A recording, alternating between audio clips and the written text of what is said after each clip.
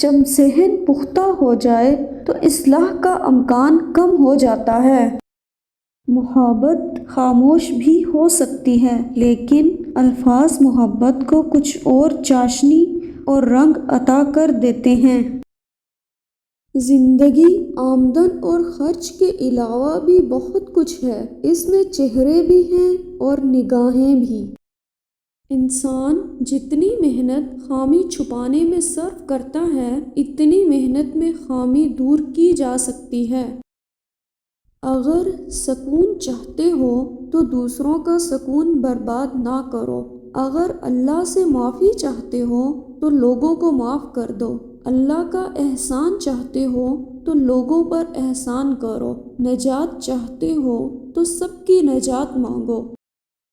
انسان اپنی ملکیت کی ملکیت بن کے رہ گیا ہے۔ انسان اپنے آپ کو محفوظ کرتے کرتے غیر محفوظ ہو جاتا ہے۔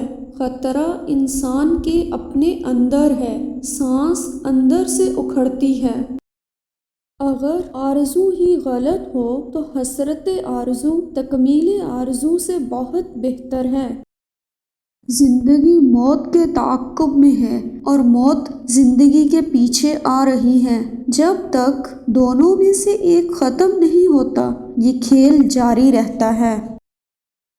مال کی محبت حریص بناتی ہے اور حریص کی جیب بھر جائے تو بھی دل خالی رہتا ہے۔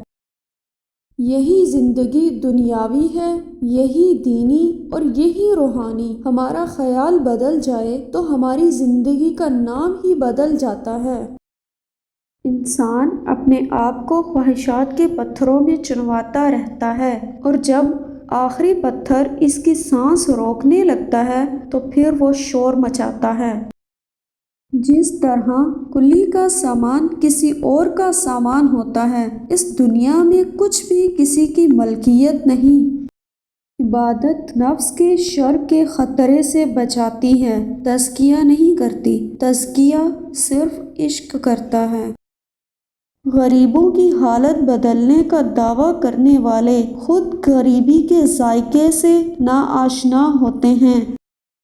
ایک دوسرے کے حقوق کے احترام سے ہی سماج میں قیام پیدا ہوتا ہے۔ جب یہ محسوس ہو کہ کوئی اس طرح دیکھ رہا تھا جیسے اس کا دل آنکھوں میں اتر آیا ہو، تو سمجھو کہ اندر کی آنکھ کھل گئی اور دل میں آنکھ بن گئی۔